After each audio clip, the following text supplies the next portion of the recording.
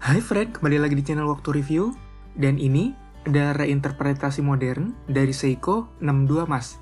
Seiko 62 Mas adalah jam diver profesional pertama dari Seiko. Dan mungkin jam diver pertama buatan Jepang yang dirilis pada tahun 1965. Nama 62 Mas berasal dari dua digit pertama nomor referensinya, yaitu 6217 dan Mas dari Automatic Self-Dater. Nah, pada Baselworld 2017, adalah kali pertama Seiko memperkenalkan lini ini.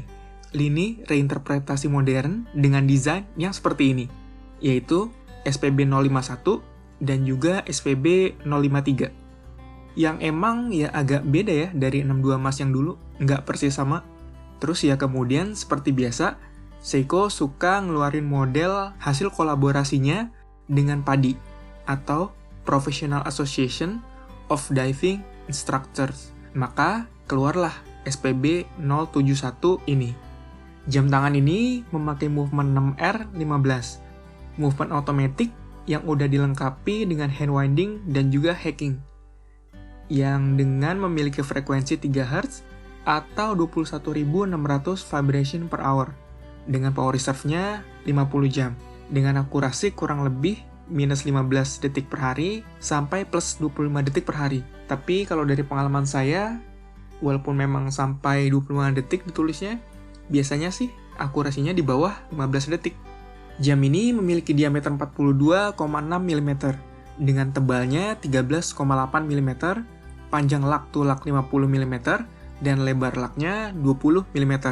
Karena dimensi ini tadi, yaitu ukuran diameter yang bisa dibilang menengah, dan lug to lug yang juga lumayan besar, dan desain dengan unsur retro seperti ini, jam ini mungkin agak terlihat sedikit chunky untuk yang punya pergelangan tangan kecil.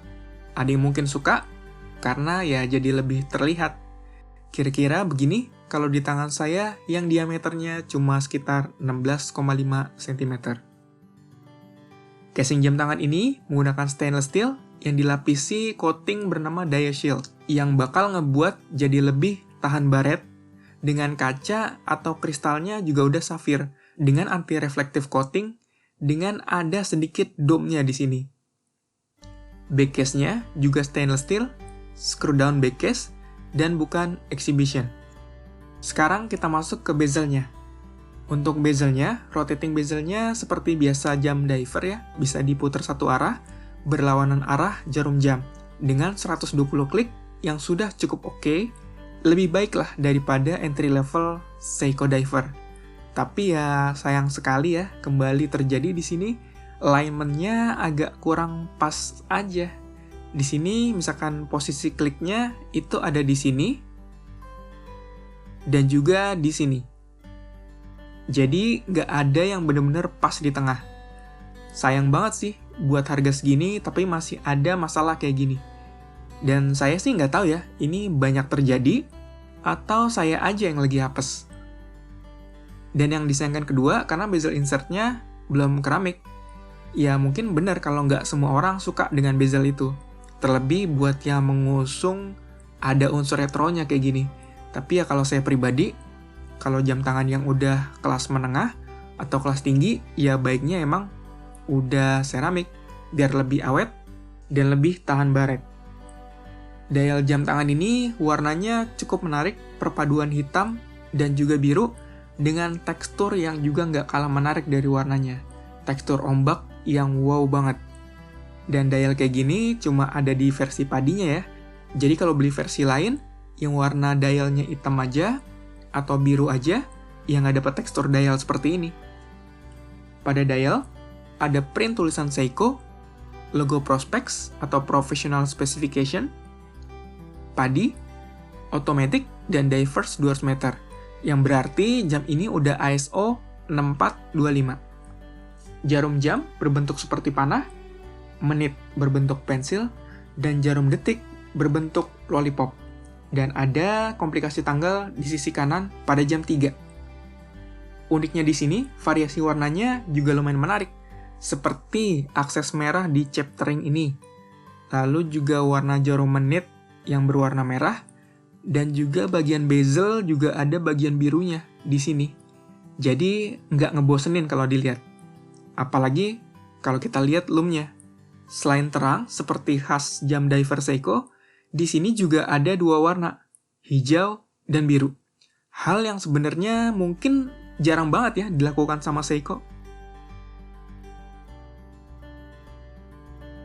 Crown-nya sendiri juga pastinya screw down crown.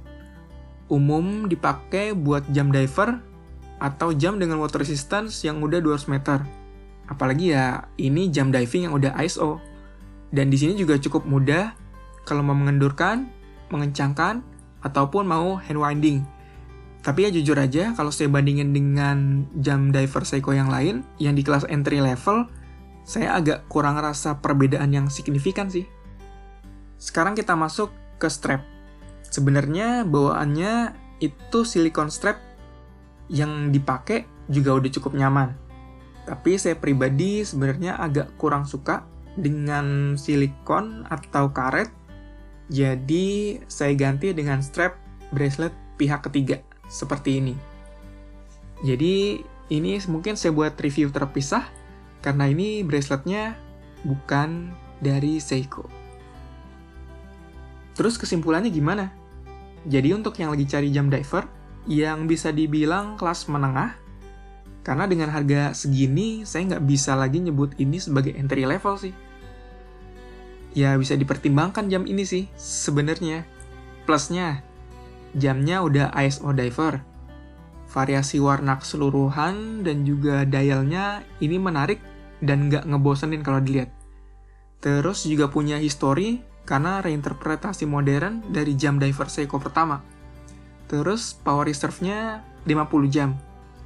Yang bisa dibilang udah di atas rata-rata jam diver entry level Seiko yang biasanya sekitar 40 jam.